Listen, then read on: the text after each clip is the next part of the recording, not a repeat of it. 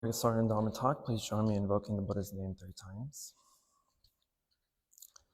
Namo Shakyamuni Buddha. Namo Shakyamuni Buddha. Namo Shakyamuni Buddha.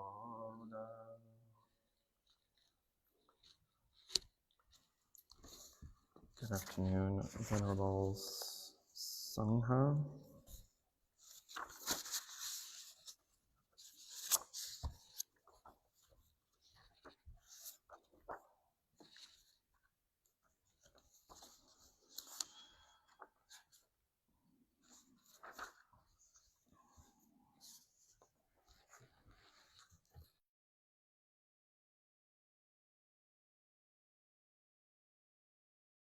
No, we are studying the Dhammapada.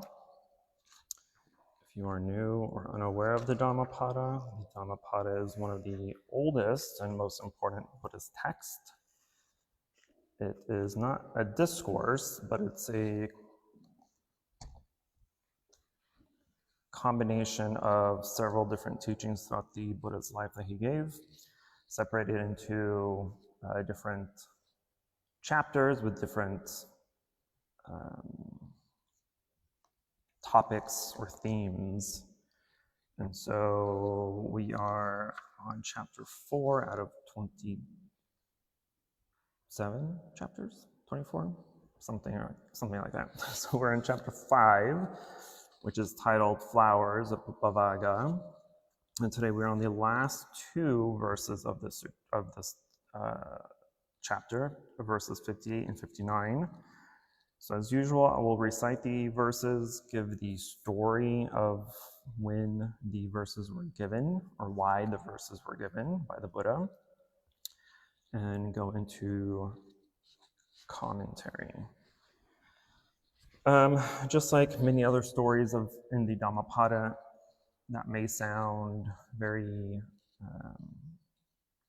mystical or unbelievable, which in some cases is the case, but that is not the point. The point of these stories, whether they are factual, historical, or made up, has a reasoning behind it. There's a point of why the story was given in the way it was given, or written the way it was written. So this story in itself doesn't really have too much of that craziness going on. It's a pretty straightforward story. It's a slightly longer story. The story is longer than the teaching itself, really, but we'll see some similarities as to why they're kind of connected. So I'll read the verse first, and these are verses 58 and 59, and it goes, "As upon a heap of rubbish thrown on the highway, a beautiful and fragrant lotus may grow. Even so, amongst the ignorant beings, a disciple of the fully enlightened one outshines the blinded, ordinary people by virtue of his wisdom." I'll read that again. "As upon a heap of rubbish thrown on the highway, a beautiful and fragrant lotus may grow. Even so, amongst the ignorant beings, a disciple of the fully enlightened one outshines the blinded, ordinary people by virtue of his wisdom." These verses were given to a set of 2 friends named Siddhigutta and Garahadina, who were in Savasti at the time with the same city that the Buddha was staying in. Siddhigutta was a disciple of the Buddha, and Garahadina was a follower of the Nikantas, which are the naked ascetics in India, which still exists till this day. But the Nikantas were kind of rivals of the Buddha. They didn't really like the Buddha very much. But regardless, the 2 friends, Siddhigutta and Garahadina, I'm going to forget these two names, Siddhagutta and Garahadina. Garahadina has been a follower of these Nikantas, and they've been trying to persuade him, to persuade his friend to join their teachers, join their causes, right? Both of these individuals were very well off, and so Garahadina was a big supporter of the Nikantas and service of money and necessities, which is ironic because the whole point of the Nikantas, of their nakedness, was to not be attached to anything, not even clothes. So the reasoning of wanting more support is kind of ironic. But anyway, so every once in a while, Garahadina would go up to Siddhagutta and ask, you should leave your teacher, leave the Buddha, and come follow my teachers. And he would do this very so often. And eventually, Siddhagutta got just annoyed. I'm like, you know what? Tell me about these teachers of yours. Like, persuade me to want to leave the Buddha and follow your teachers. What is so great about your teachers? And Garahadina would tell Siddhagutta that his teachers, they know everything and anything. They know all things of the past, present, and the future, and they're able to read people's minds. And Siddhagutta, in a very my type of sarcasm, would be like, oh, really? Wow, that's amazing. How about you go ahead and invite them over to my house for alms round, and I'll serve them food and pay reverence. But Siddhagutta was very intelligent in the way that he did this in order to try to catch them in their lying, right? And so he kind of did a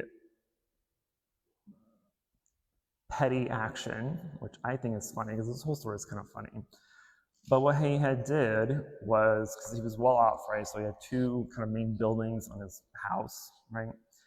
And in the middle of the two buildings, he had dug out a trench of some kind, right? Dug out just this trench and filled it with basically cow poop and just dirty stuff, right? And he staked to the two ends of this trench and tied a rope on each end, or tied the rope together. And then he had brought in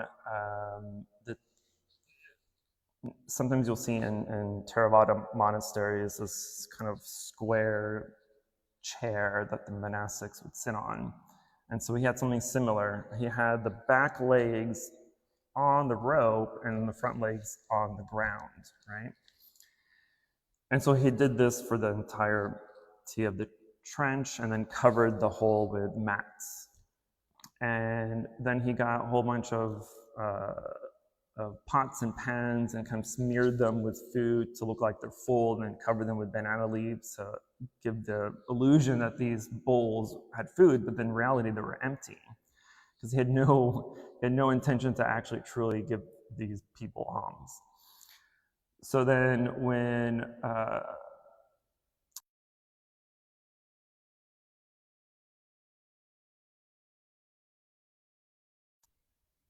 Siddhagutta told him that before you enter, there's a custom in this house where you have to enter one by one, and you're not allowed to sit right away. We all have to sit at the same time. So by one, these Nikantas came in and stood in front of their little chairs and like, okay, now you can sit. And they all sat at the same time, but of course,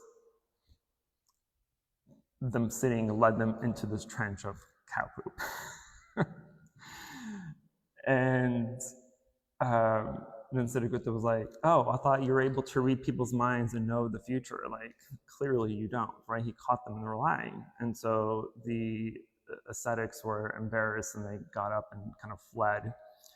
There's one version of the story which I don't necessarily completely believe, but there's a part of the story where it said that Siddhagutta had people close the gates to his compound, because he had a big house, and that people were beating these ascetics with sticks, right, to kind of teach them a lesson.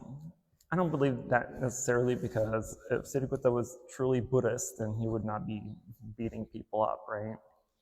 But that's one version of it, but that's beside the point. So these ascetics ran off, and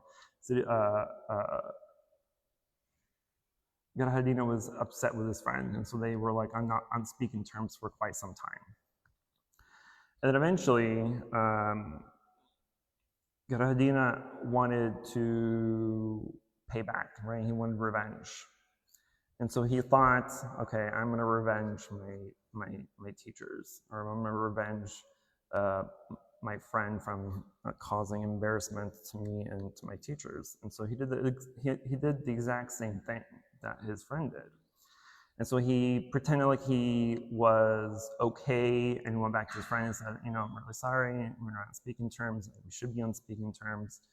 I want to invite the Buddha and his disciples to my house and give them alms. And so, of course, Siddhartha was a little hesitant. He's like, this sounds a little sus. So he went to the Buddha and told him about this invitation, and then told the Buddha what he had did, right? He's like, I'm really sorry that I did this, but I did it in a way to kind of expose them, right? And so he cautioned the Buddha, just, heads up, this is probably a revenge plot. And the Buddha was like, it's fine, I already know what's happening. And so Garahadina did the exact same thing. He made a trench, but instead of filling it with filth, he filled it with burning coals and covered it in some anointed wood so that it wouldn't burn too. But he put hot coals essentially, and covered the holes with mats. Did this exact same thing with the rope and chairs, so that when they sit down, that they all fall together. But this time, instead of having all the disciples come in and sit down at once, Garahadina only wanted to embarrass the Buddha, I guess, right? He told the Buddha, come in first and please sit down first. And the Buddha already knows what's happening, right? He already knows this is a trap. But to Garahadina's surprise, as the Buddha walked into the house, right, and this is where kind of the mystical, supernatural part comes in, but as he was walking to the house in toward this trap, every time he stepped, lotus flowers would bloom out of the earth in place of where he was stepping. And once he got to the chair and he actually sat down, and Garahadina thinking, oh, he's about to fall in, he didn't. Instead, the trench again just kind of blew up into lotuses and kept the Buddha afloat, essentially.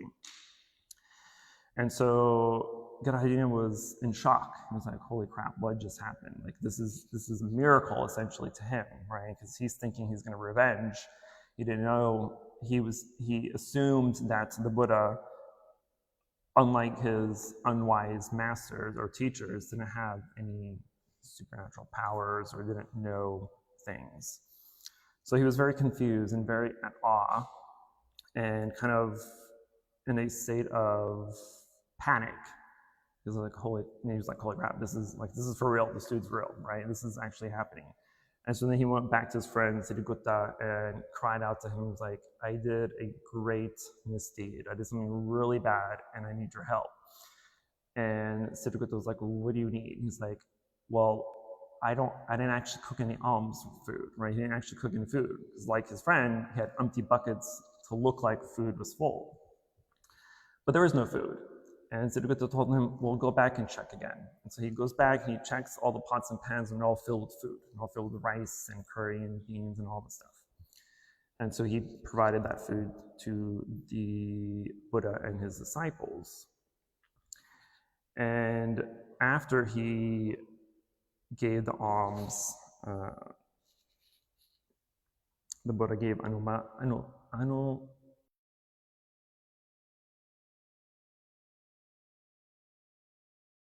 which is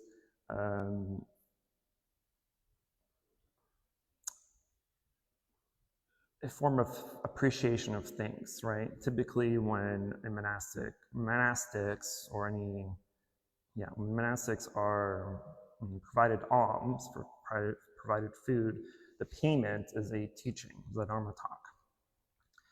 And this teaching, this Dharma talk, is this verse that the Buddha gave. And I'll repeat it one more time. As upon a heap of rubbish thrown on the highway, a beautiful and fragrant lotus may grow.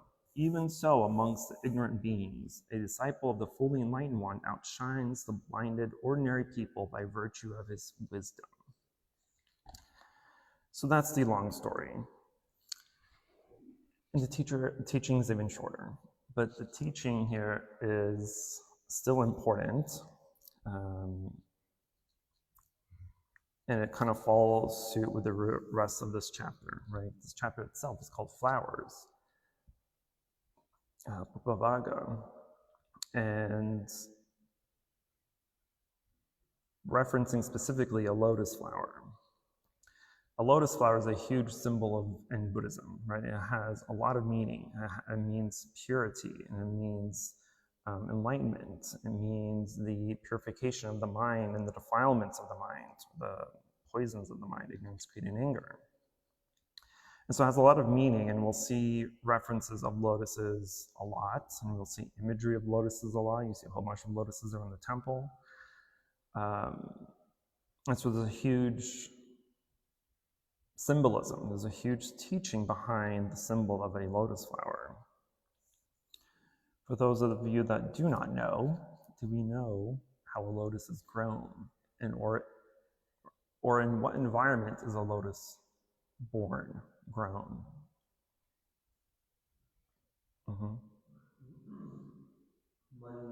water. Correct. Muddy, dirty water, right? A lotus can only be born from mud, and mud is typically subjectively dirty, right? And this mud represents samsara, represents this cystic life that we live in, right? And it includes all the suffering, all the defilements that we have, all the challenges and all the misdeeds and unwholesome actions and just all the bad stuff of the world. But a lotus flower is grown in that mud, right? And so it's in this dirty environment. But as the lotus grows, right, the stem exits the mud and it goes through this water. And the water is essentially pure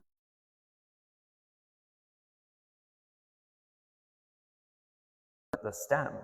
And this water represents the Dharma, represents the practice. Because the whole point of the practice of Buddhism is to purify the mind of defilements, purify the mind of the unwholesome actions and deeds and thoughts that we do, purify the mind of the three poisons of ignorance, greed, and anger.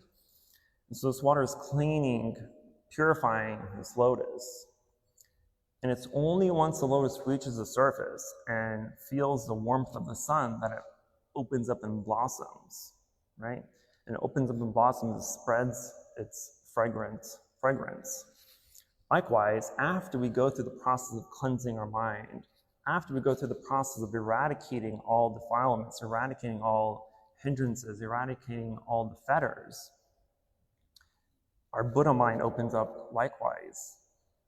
And our Buddha mind is able to open up and spread the fragrance of the Dharma, same way that the fragrance of the lotus spreads. We are able to spread that same fragrance of the Dharma, that sweet, purifying smell of lotus. So there's a huge meaning behind the flower, the lotus flower. And this whole chapter, this entire fourth chapter, is revolved around that symbolism. It's revolved around the teachings that even in a dirty environment, which is technically this world that we live in, right? It's not entirely wholesome, but it's not entirely unwholesome either. But it's not always a conducive environment for our practice either, right? Because we have to go into the world, be of the world, well, most people do, and have to get involved with all the chaos, all the ignorance, all the things that kind of make the world bad or uncomfortable or full of suffering. So one of the points of this verse is that regardless of our circumstances, regardless of the outer circumstances that we have or that we're in, if we are diligent enough with our practice, if we are able enough to purify our minds, even amongst the chaos of this muddy, dirty world, that we will still be able to blossom into a being that outshines all that dirtiness. You're able to withstand and push away to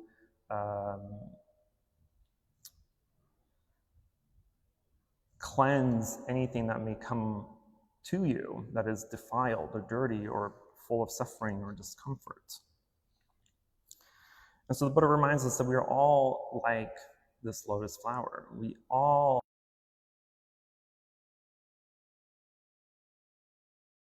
transcend that suffering, transcend this dirty world, transcend this muddy place, right? We have the capacity, we have the capability of doing that.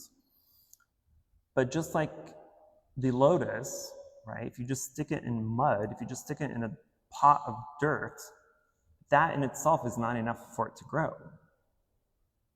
right?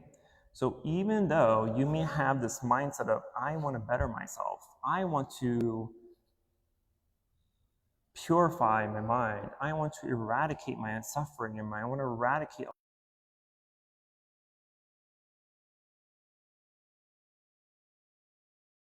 sticking the seed in a pot of sand. That's only one element out of a handful of others that you need for that seed to grow. It's not enough just to plant it.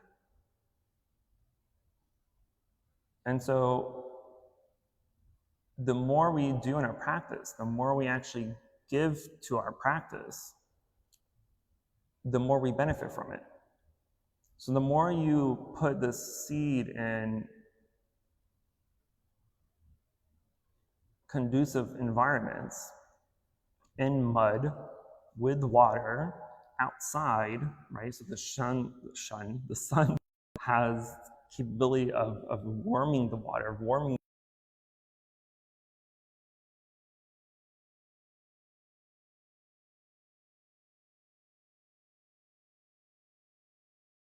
Likewise, our practice needs those same extra elements. It's, of course, a wholesome action that you come to the temple, right? This is gaining you merit just by being here, by simply having the intent of wanting to learn, wanting to better yourself. That in itself provides you a lot of good merit. But that itself is not enough to enlighten you. Coming to the temple, praying, chanting, bowing, that's just one element. That's just providing soil. We need other elements to enhance your practice, enhance your motivation to cleanse and purify your mind. And those additional elements is the diligence that is needed from you. It is the discipline that is needed from you. It is the intention of wanting to become enlightened is what is needed. So it's not enough, and I emphasize this all the time.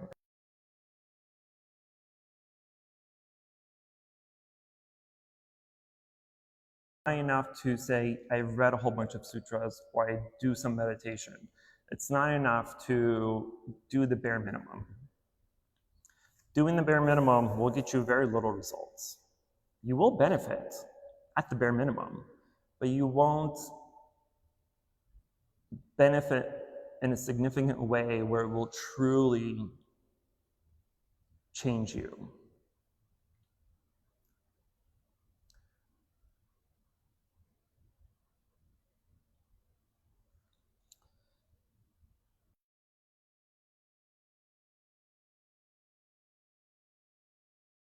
I want to be right now. I'm not trying to scare people off as much as people say I just scare people off. But I'm not trying to scare people off. I'm trying to let you know that Buddhism requires work. Your practice requires work. Enlightenment requires work. You can't just go to college and do the bare minimum. I mean, you can, right, and still graduate, but you won't learn anything. You won't benefit from anything. You actually have to do some work. You have to do some studying. You have to do some research. You have to do some test taking, right? You can't just enroll in college and just leave it at that. That doesn't get you a degree. You can't just go into work and do nothing and expect a promotion, right? It requires work. So if everything else in life requires you to do work, well, why aren't you doing work for one more thing? A very important thing. Because what you will gain and benefit from this practice of purifying the mind wonders to your subconscious and to your consciousness. There's a fundamental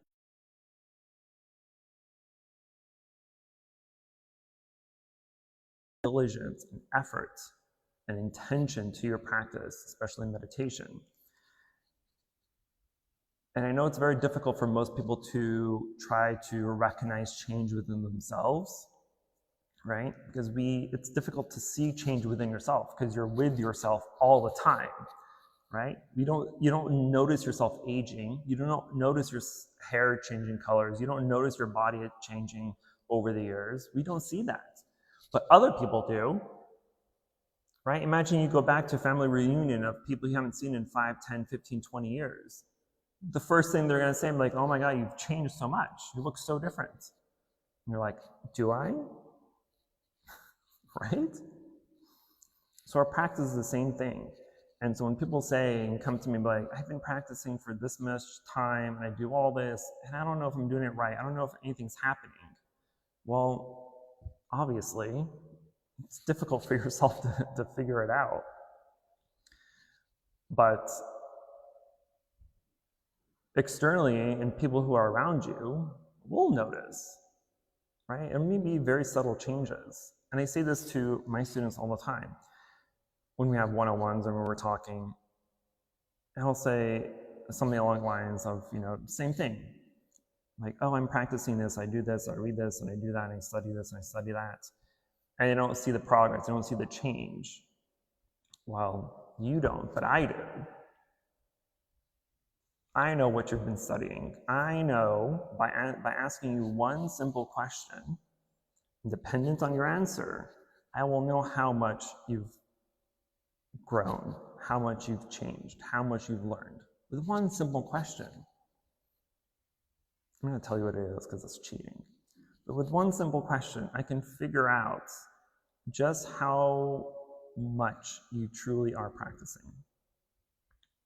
And it's not a question about what you're studying. It's not a question about what you know. It's not a question about how much you know, because that's just superficial stuff, right? That's just simple knowledge. Knowledge won't enlighten you.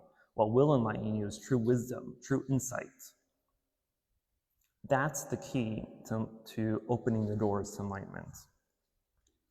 Is wisdom, insight. And insight and wisdom can only be gained through deep contemplation, whether it's in meditation or you just sitting on a bench outside somewhere thinking about a topic or a sutra or a teaching.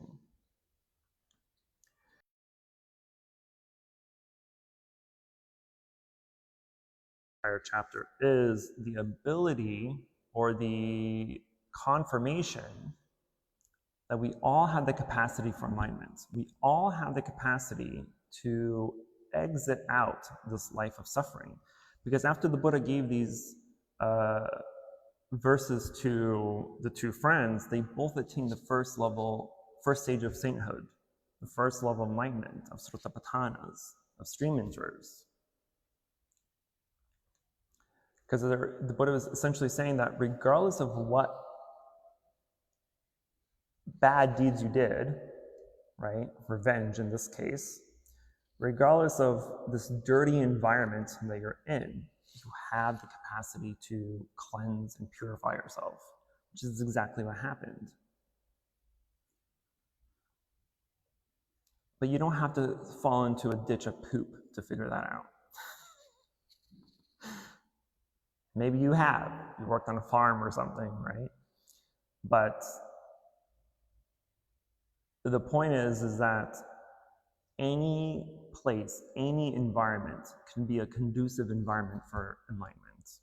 It doesn't have to be at the temple, right? Of course, we want you to come and practice with the group, practice with the Sangha, practice amongst your Dharma friends and brothers and sisters, because it's a better environment for you to learn and grow.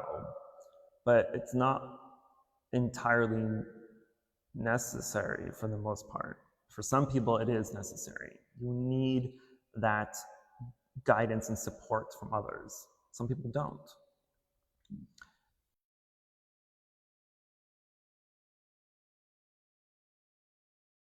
Different opinions and beliefs of this and that. I didn't have no reason to go to a temple, even though I lived down the road at the time. But eventually, I got into the mindset that, you know what? My knowledge is limited. My wisdom is limited because I'm not absorbing more. I'm not taking in new information necessarily. And so it was probably 5 or 6 years after I started studying and practicing Buddhism that I finally came to the temple. And I've been here ever since. So there's a great benefit, but you have to know, or you have to at least give yourself the opportunity to allow yourself to be vulnerable, right? Because a lot of times, especially in most major world religions, right, you don't have to do much besides the act of belief or faith, right? And so there's not much that you need to do. It's the easy way out for most people. And that doesn't make any sense to me, personally. It's a personal opinion. It makes no sense to me. Because nothing in life requires you to do nothing and you get something in return. Nothing. There is not a single thing that you do in life there's not a single thing that you, what am I trying to say? I'm not trying to do a negative on top of a negative, a double negative. You can't just sit around and do nothing and expect things, basically is what I'm trying to say, right? We may think that we're independent because we're all adults, we have jobs, we take care of our bills, we take care of our family, et cetera. But you're truly not independent. You're not. Nobody's independent. Why are we not independent? Actual question. For most adults, I think they're independent. Well, you're not. So why? Why are you not independent?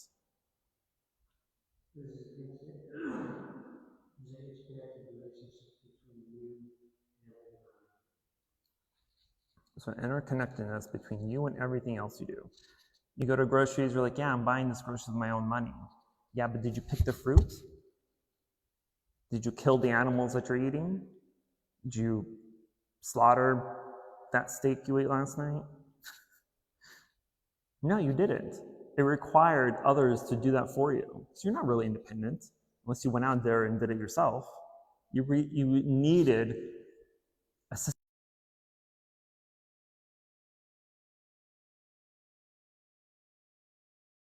The job requires customers in some way, shape, or form, right? Supply and demand. Your car needed a whole bunch of mechanics and people and supplies and machinery for it to be put together. The clothing that you bought with your own money required people to make it. So nothing you do or can do is ever independent. And when we acknowledge that dependency on others, I hope it humbles you enough to admit that, okay,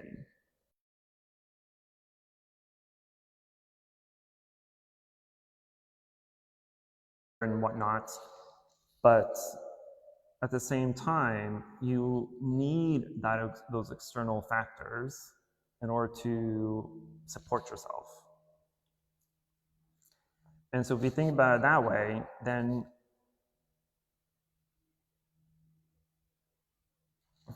what am I trying to say? If you think about it that way, then even your spiritual practice is in that same bucket. Because the sutras that you read, the texts that you read, the stuff that you chant didn't just magically come out of nowhere either, right? The books that you're reading required, which books are we at? Lotus Sutra.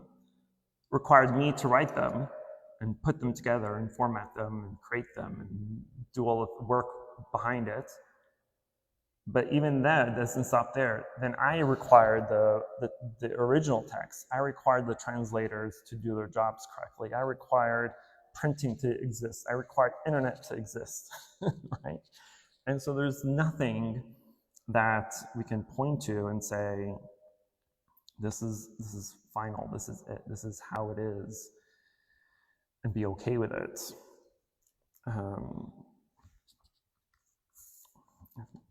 Way off topic. I don't know how I got to this point. What was my main point? My main point anyway. Point is the your practice of attempting to eradicate your suffering requires work. Just like everything else in life, whether you do it yourself or have others do it, it requires work. And so to say that you believe this or that, or in this or that, simply out of faith, is such a cop-out. It means you're just lazy, in my opinion. Okay, this is just me. It makes you a little bit lazy.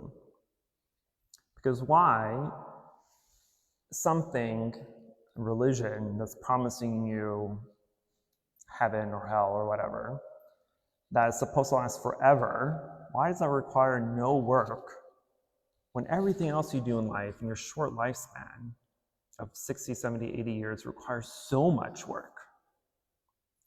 Don't you think it should be the other way around? For such a small lifespan, short lifespan, we should do minimal work. Because in the afterlife, when it's forever, it's a long time. Forever is a long time. And you do nothing to earn that? That doesn't make sense to me. That's beside the point. I'm going to get off my little soapbox. I'm not degrading any religion or belief.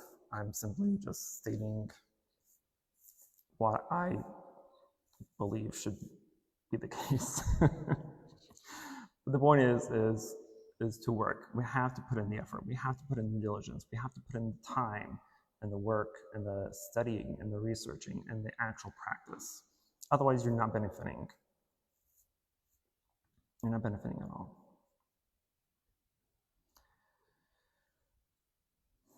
Enlightenment is not easy. It's not difficult. It's not really easy either. Because I can guarantee you that we will all become Buddhas eventually. And everything that is certain in life, this is one thing that I can for sure guarantee you. I'm not a prophet. This is simply what is supposed to happen. Our natural indication in this universe is to become enlightened, to become free, right? That's the whole point of enlightenment, is to become free of our suffering, become free of these, of thinking and thoughts and things that just don't matter. But we emphasize a lot of things that don't matter in life for some odd reason. We emphasize having the nicest clothes, having the biggest house, having the fanciest car, having the most friends, having big social media following. We emphasize all these stupid things that really don't matter. So you can ask yourself, again, this goes back to my why meditation, ask yourself why. Why do I need fancy clothes? Why do I need a big house? Why do I need a fancy car? Why do you have to go out and do these things? Why do you have to go out and have huge parties or surround yourself with 50 friends? I don't even know 50 people. Why would I want 50 friends? I barely survive with the 2 friends that I have. I don't need more. But if you ask yourself, if you question your decisions, if you question your desires, it sheds light on them, right? Because if you're applying true insight into these questions, you will penetrate the mud that it's surrounded. Right? And this mud, again, is the samsara. This mud is the chaos, the suffering, and the discomfort of the world. It's covering all desires because it's trying to hide from the truth that all desires are unnecessary. Not all desires, but most desires are unnecessary. But there's mud covering it to discourage you from seeing that truth. So if you question your desires, if you question yourself, it starts to cleanse that mud around that desire. It starts to purify it. It starts to shed true light. And that's where enlightenment comes. And so if we do that in meditation, for instance, right? And yesterday's class, right, in the 4 foundations of mindfulness, we covered mindfulness of feelings. So if you have a feeling that arises, whether it's pleasurable, unpleasurable, or neutral, we have to question it. What is this feeling? Why is this feeling here? Where did this feeling arise? What is the root cause of these feelings? Because if you're able to answer those questions and shed light on it, then the possibility of the suffering.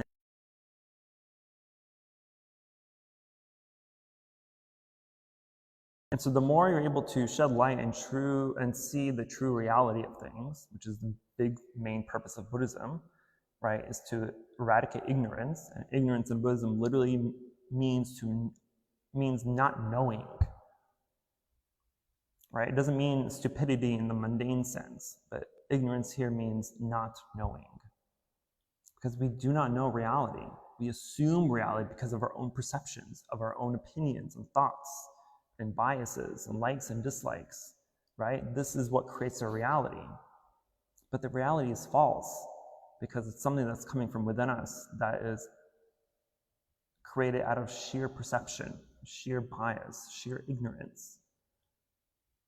The example I like to use a lot is we all go outside and look at the sky and look at all these clouds to conclude what they look like. Every single one of us will have a different idea of what this cloud looks like. To me, it may look like a smiley face. On him, it's going to look like a bus. Somebody else, it looks like a dead body or something. I don't know, right? We're all going to have different opinions, all have different views of what this same cloud looks like. So if this one simple cloud that we're all seeing, but we all have different ideas of what it looks like, who's right and who's wrong? We're all wrong. But we're also all right at the same time. But that is how we're trying to eradicate those erroneous perceptions. That's how we try to cleanse that muddy mind, to see things as they are. And so instead of going out and saying, oh, that looks like a smiley face, which is the illusion, the correct answer is you go out and look, that's a cloud. Because cloud is the reality, not what it looks like. The shape isn't a reality. The shape is your own perception. The true reality is that this is a cloud. If we're sitting in meditation, someone opens the door and walks in and sits down and makes a whole bunch of noise in the middle of it, a natural, unmindful mind is going to run with that. Who's at the door?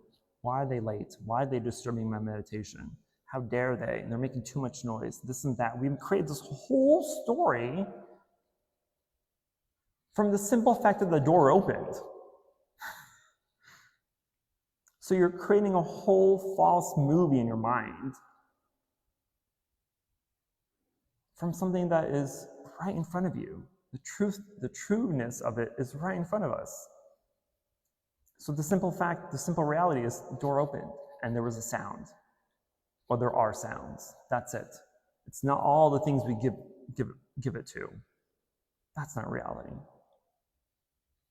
So that's our main practice. That's how we start to shed light on our suffering, is to see it for what it truly is. It's not I like this, I like that, I don't like this, I don't like that, I hate him, I hate her, love him, love her. It's none of that. It's not I prefer chocolate over vanilla. It's not I prefer cheesecake over ice cream. I mean, I do, but still. It's none of those things, because those are all just personal opinions and biases and perceptions and ideas. It means nothing. We're not that important that our own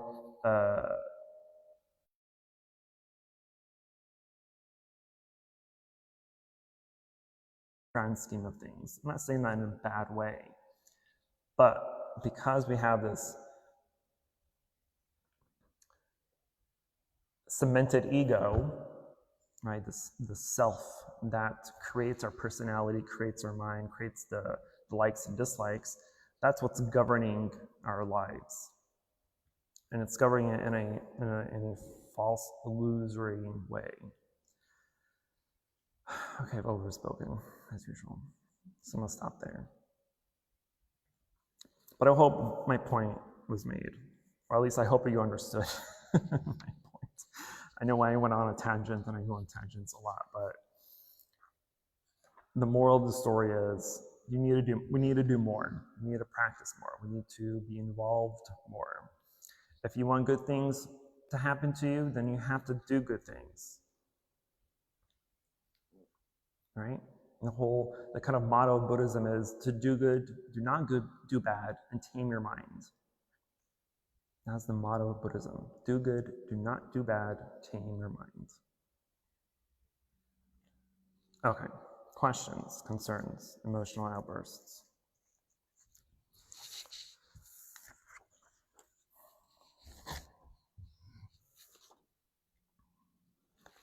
Yes, sir. How much is devotion a necessity to the connection between different things? In other words, how much emotional attachment to, say, the Buddha is needed to cultivate devotion so that you build a relationship, a connection. How is that connection important? The devotional aspect, and biblical connection. 0. Yeah. You use a lot of words that are incorrect. Attachment, devotion. What are these things involve? Well, attachment involves being overly obsessed or overly greedy with it, stuff like that. So, but devotion, active devotion, is often when one is centered in either too much love, or knowing too much wrong emotions. But when devotion is done correct, it can help someone move where it's supposed to move, kind of, so to speak, but move on, excel in the practice. So, to what level are you, what level are you supposed to be attached and what level are you not when it comes to the practice? We want to use the word devotion. I would use the word faith instead. Because devotion, as you mentioned, implies attachment, implies greed to possess, right? I'm devoted to you, right? That means you're giving yourself up for something else or someone else.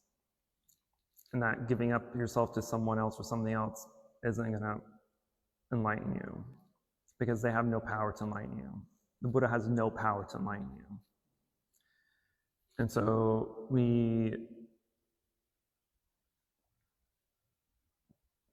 I wouldn't use the word devotion. Again, I would go back to faith. Because faith in Buddhism is a huge thing. But it's not faith in Buddhism. It's not faith in the Buddha. It's faith within yourself. Because Buddhism is not a set of, since Buddhism doesn't have a Bible, for instance, right? The Bible is the one true word of God, supposedly. And there's no deviating from it. This is it, right? Buddhism doesn't have a Bible. Instead, we have thousands and thousands of sutras stated and restated in different ways to provide the same teaching, to provide the same way to end suffering and attain enlightenment. And so instead of devoting to the Buddha or to the Dharma or to the Sangha, right, means that we are giving up ourselves for this person or thing, and in hopes of some sort of positive return. That's not the case. Because you can devote yourself, you can sacrifice yourself to the Buddha all you want. That's not going to help you. It's not going to do anything to you. What you need is faith in yourself. Because what the Buddha is telling you is, what the Buddha has stated and restated 1,000,000 times, is that he would tell his disciples, yes, I am the Buddha. I am the fully enlightened one. But just because I'm the Buddha and the fully enlightened one doesn't mean you have to believe in everything I say. Right? He gave you permission to go and try to discredit his teachings. He told you to do that. Literally, go and try to discredit my teaching. Because if it's wrong or if it's harmful, then you know it's wrong and it's harmful. It's incorrect. But if you go and it becomes beneficial with no harm to yourself or to others, then it's a good teaching. And so instead of trying to devote, because devotion means that you're not lenient. If you're devoting to the Buddha, then you're going to believe every single thing he says without question. That's not devotion, that's slavery. And so instead, you have to practice, you have to do the teachings, you have to do the meditations, and for yourself experience what the Buddha is telling you that you're expected to experience. Then you have faith in that teaching, you have faith in that experience that you've had, and now you know that this works, this is correct, and you want more of it. So I would never use the word devote. I'm as a monk not even devoted to the Buddha. I can give him up whenever I want. There's a saying that if you see the Buddha on the road, kill him, or something like that. I don't know what it means, right? That doesn't literally mean to kill the Buddha. It's a huge sin for monastics. But it means that even if the Buddha is right in front of you, you can let the Buddha go. You have no attachment to the Buddha. So if he did disappear or die, or if he was killed, you have no attachment to the Buddha. So if you devote yourself, you have an attachment. You have this greed of possessiveness to that person or being or thing. And that's not the case, because we're not possessed, or we're not attached, and we feel like this is our possession, this is mine, this belongs to me, this is for me. It's not the case. So that's why I say 0. But faith is more correct. I hope I answered your question. That was a good question, though.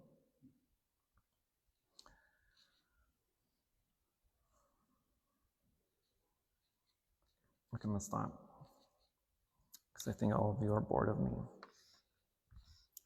which causes you to repent. Shame on you. I'm kidding.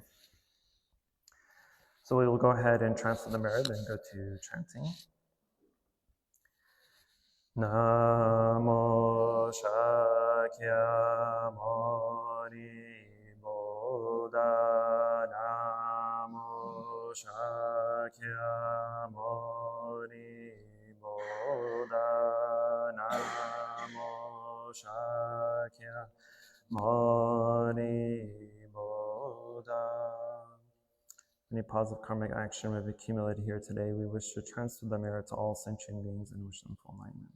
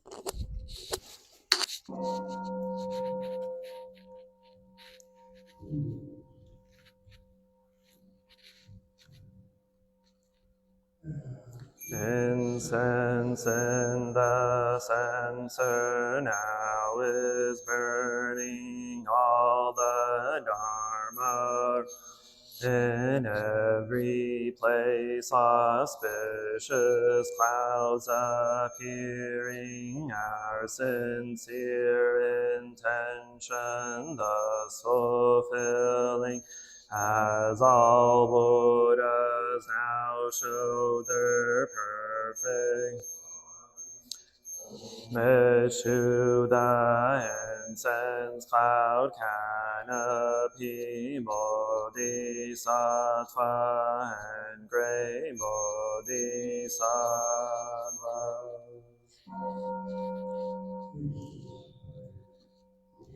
Gratitude we offer, sends to all Buddhas and Bodhisattvas throughout space and time. May it be fragrant as earth herself, reflecting careful efforts, our wholehearted mindfulness, and the fruit of understanding slowly ripen.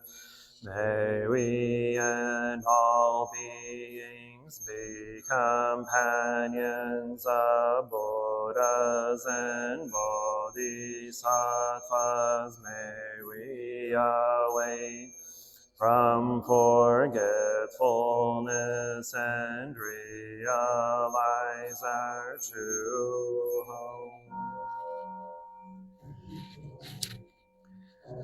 Mechu, the eternally abiding Buddhas, the supreme Dharma and sagely Sangha throughout the Dharma realm and the of empty space and 3 periods of time.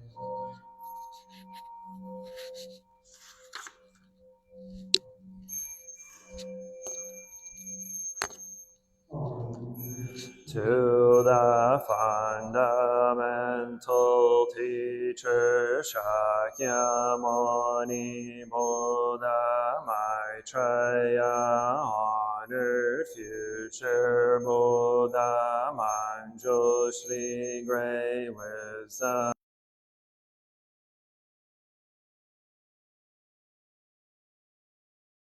and Bodhisattva, all Dharma guarding Deva Bodhisattva, and the glorious mountain assembly of Buddhas and Bodhisattvas.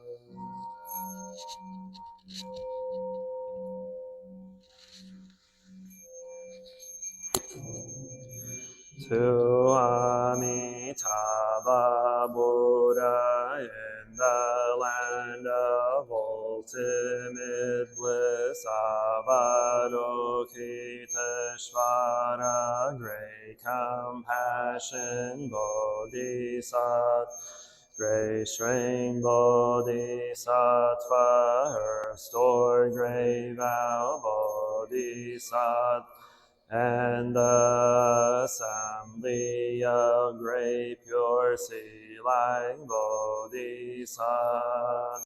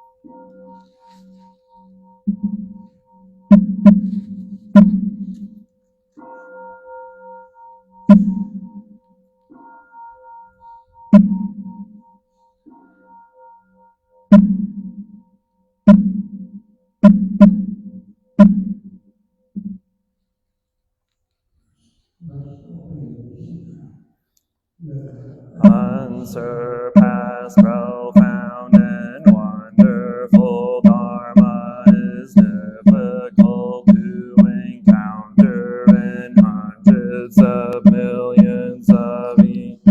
I now see and hear it, receive and uphold it, and I vow to fathom the Tathagata's true meaning. Namo Shakyamuni Buddha, Namo Shakyamuni Buddha, Namo Shakyamuni Buddha.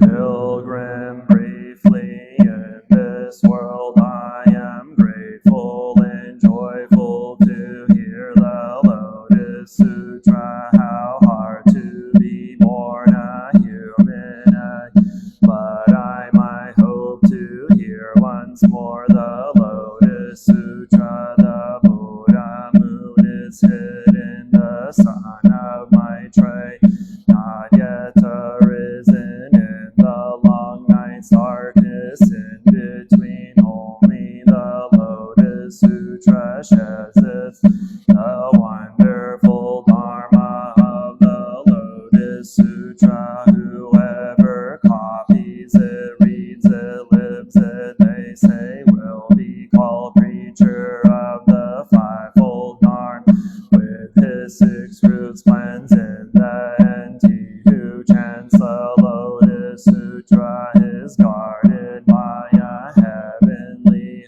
He wanders the world.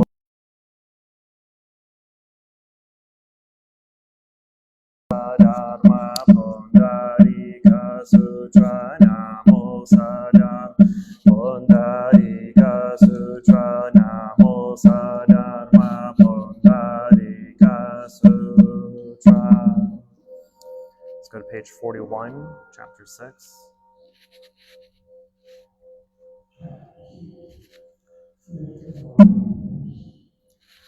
That time the world-honored one, having finished reciting these verses, made an announcement to the great assembly, speaking in these words. I announce this to the monks: when I employ the Buddha, I do observe Kashyapa.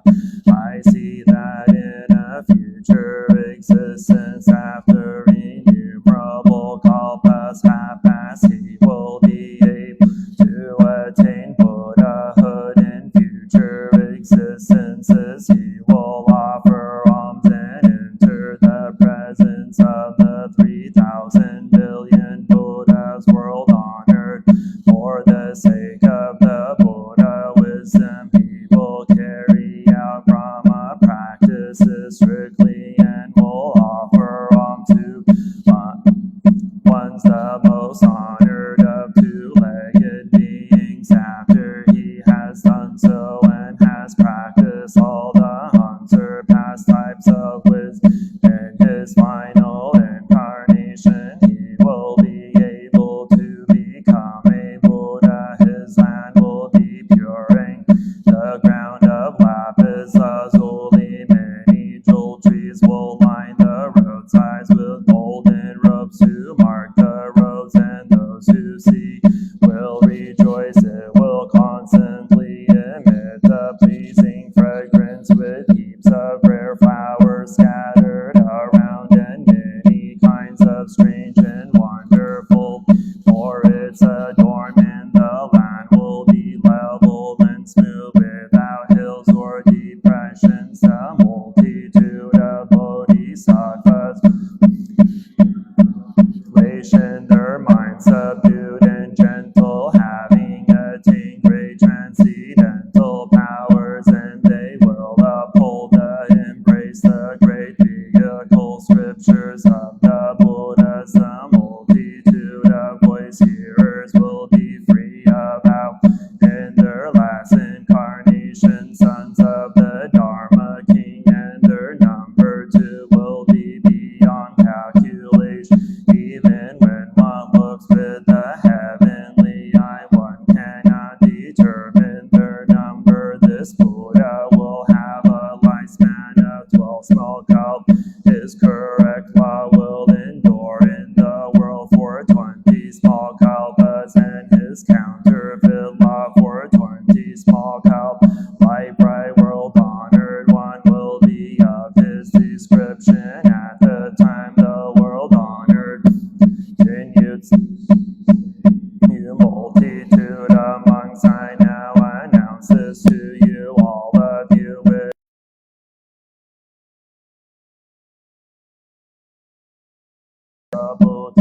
is destined to become a. With the title rare form, he will offer alms to countless tens of thousands and millions of Buddhas. By following the practices of the Buddha, he will gradually fulfill the great, and in his final incarnation will acquire the 32 features in that Buddha's law. The many bodhisattvas, all of them with keen capacities, turning the wheel of non-regression. That land will constantly be adorned with bodhisattvas. A multitude of voice hearers will be beyond calculation. Understandings and exercising the 6 transcendental powers, they will dwell in the 8 emancipations and possess great authority and virtue. The Buddha will have lifespan of 12 small kalpas. His correct law will endure in the world for 20 small kalpas, and his counterfeit law for 20 small kalpas. At the time the world honored one continued to speak, saying, "You multitude of, listen all of you with a single mind, for in what I speak there is nothing that departs from the truth." Katyana here will give various kinds of fine full articles as offerings to the Buddhas, and after the Buddhas have entered extinction, he will raise 7 jewel towers and present flowers.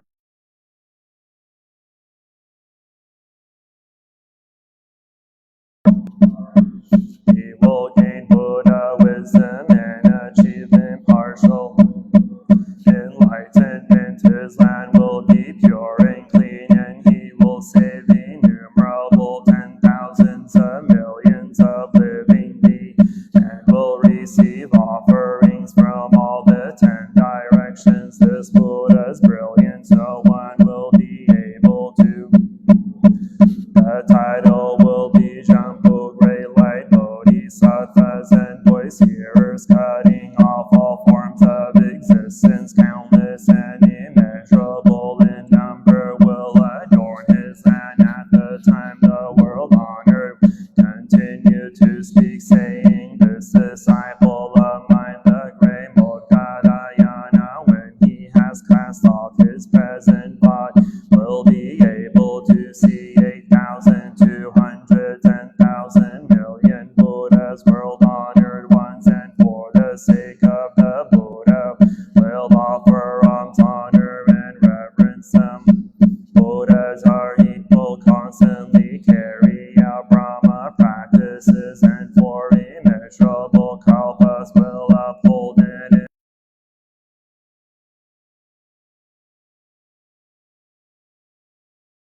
7 jewel towers with golden implements to mark the spot for all time, and flowers, incense, and music presented as offerings in the memorial towers of the Buddha. Step by step he will fulfill all the duties of the Bodhisattva way, and in the land called mind delight will be able to become a Dhammapada sandalwood fragrance. This Buddha's lifespan will be 24 kalpas, constantly for the sake of heavenly and human beings. He will expound the Buddha way, voice hearers innumerable as Ganges sands will be, and 6 transcendental powers will display great authority and virtue. Countless bodhisattvas will be of firm will, diligent in effort, and with regard to the Buddha wisdom, none will ever retrogress. After this Buddha has passed into extinction, his correct law will endure for 20, and his counterfeit law will do likewise. My various societies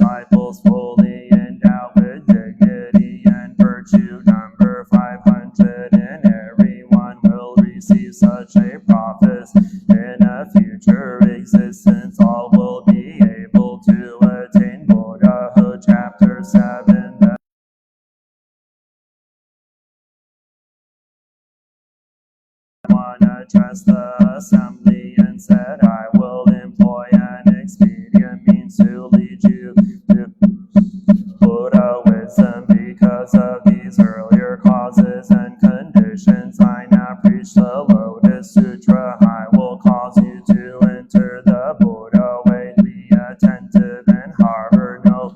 Suppose there was a stretch of sea bad road in a remote wasteland with many harmful beasts, a place moreover without water or grass, one dreaded by people. A group of countless thousands and 10,000s wanted to pass over this steep road, but the road was very long and far stretched, extending 500 yojanas. At this time there was a leader, well informed, possessing wisdom of clear understanding and determined, capable of saving in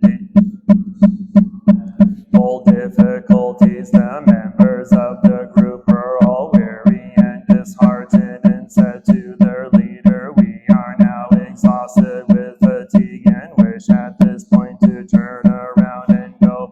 The leader thought to himself, these people are truly pitiful. Why do they wish to turn back and miss the many rare treasures? At the time he thought of an expedient means, deciding to exercise his transcendental powers. He conjured a great walled city and adorned its mansions, surrounding them with gardens and groves, channels of flowing water, ponds and lakes with double gates and tall towers and pavilions, all filled with men and women. As soon as he had created this illusion, saying, have no fear, you can enter the city, and each amuse himself as he pleases. When the people had entered the city, they were all overjoyed in heart, all had a feeling of ease, telling themselves they had been saved. When the leader knew they were rested, he called them together and asked, now you must push forward. This is nothing more than a phantom city. I saw that you were weary and exhausted and wanted to turn back in mid-journey. Therefore I used the power of expedient means to conjure up the city for the moment. Now you must press forward diligently so that together you may reach the place where the treasure is. I too do likewise, acting as leader to all beings. I see seekers of the way growing disheartened in mid-journey, unable to pass over the steep road of birth and death and earthly desires, and therefore I use the power means and preach nirvana to provide them with rest, saying your sufferings are extinguished.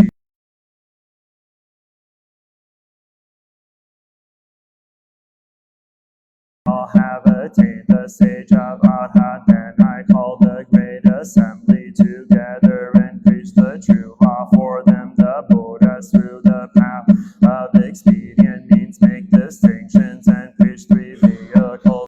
There is only the single Buddha vehicle, the other two nirvana are preached to provide a resting place. Now I expound the truth for you. What you have attained is not extinct.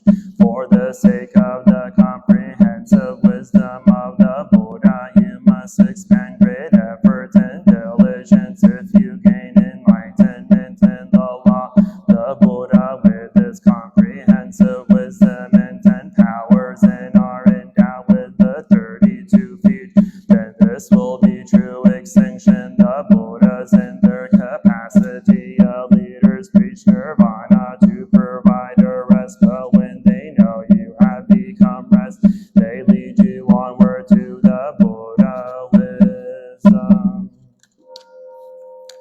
Let's go to tab 9, page 171.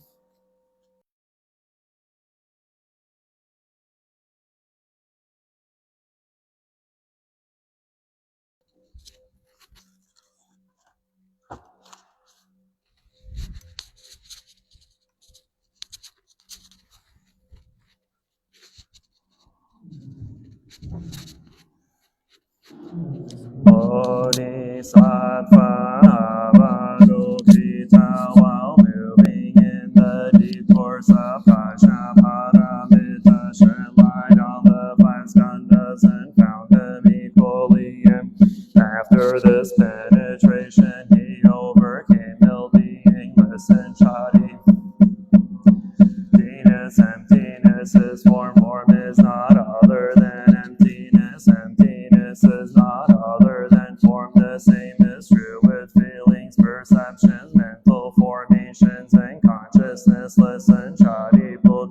All dharmas are marked with emptiness. They are neither produced nor destroyed, neither defiled nor immaculate, neither increasing nor decreasing. Therefore, in empty there is neither form nor feelings, nor perceptions, nor mental formations, nor consciousness, no eye or ear or nose or tongue or body or mind, form, no sound, no smell, no taste, no touch, no object of mind, no realms of elements, no interdependent origin, and no extinction of them, no ill-being, no cause of ill-being, no end of ill-being, and no path, no understanding, no attainment. No attainment. The Bodhisattvas grounded in Prajnaparamita find no obstacles for their minds, having no obstacles. They overcome fear, liberating themselves forever from illusion and realizing perfect nirvana. All Buddhas in the past, present, future arrive at Anuttara Samyak Sambodhi. Therefore, one should know that perfect understanding is the highest mantra, the unequaled lunch, destroyer of ill-being, the incorruptible truth. The mantra of Prajnaparamita should therefore be proclaimed. Gate gate pada gate pada samgate bodhi swaha. Gate gate pada gate pada samgate bodhi swaha. Gate gate pada gate pada samgate bodhi swaha.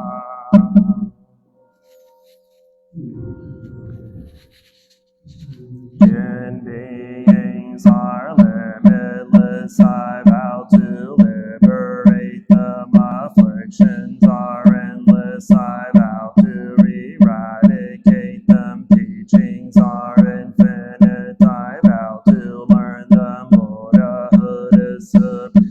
I vow to attain it. I vow that from now until the end of my life and in all future lives, until I attain Anuttara Samyak Sambodhi, that all sentient beings in all realms of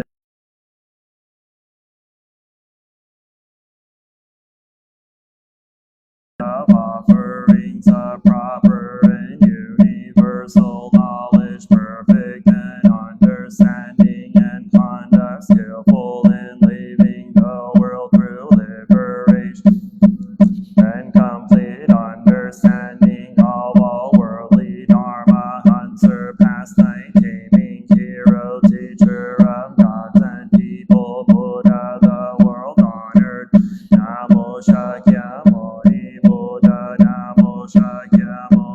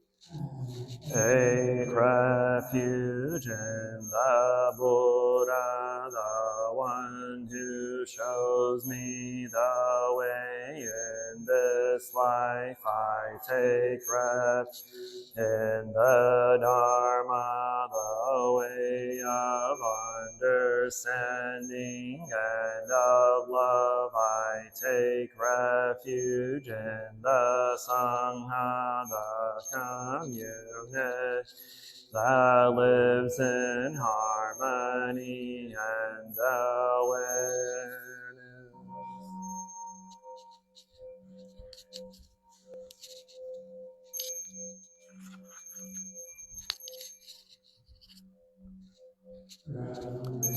In the refuge of Buddha, I clearly see the path of light and beauty in the world. Dwelling in the refuge of Dharma, I learn to open many doors on the of transformation. Dwelling in the refuge of Sangha, shining light that supports me, keeping my practice free of obstruction.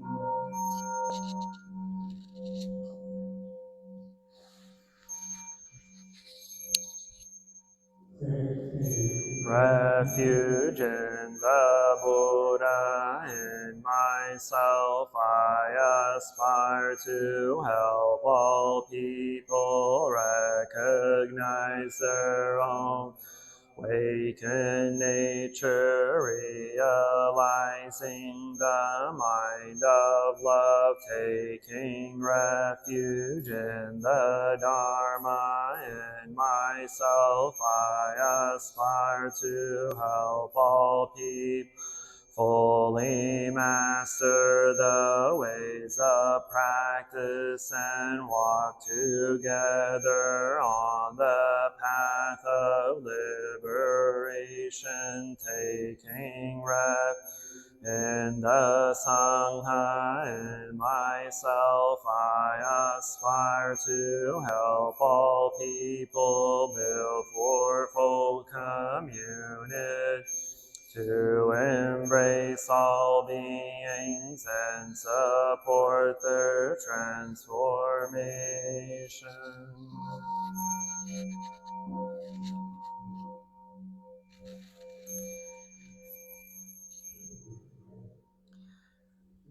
Citing the sutras, practicing the way of awareness, gives rise to benefits without limit.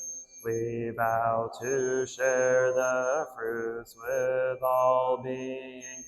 We vow to offer tribute to parents, teachers, friends, and numerous beings who give guidance and support along the path.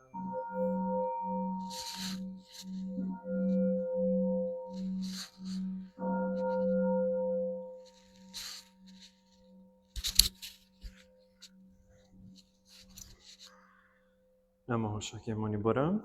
Friendly reminder to all that next Sunday is our Vesak celebration. So it's the one of the most holiest Buddhist holidays of the year. So I invite you all to please join us next Sunday at 10 a.m. And that would be in lieu of our 12:30 service. So we will not have a 12:30 service next Sunday. So we will only have the Vesak celebration at 10 a.m. And I invite and hope to see everyone there. Thank you. Namo Shakyamuni.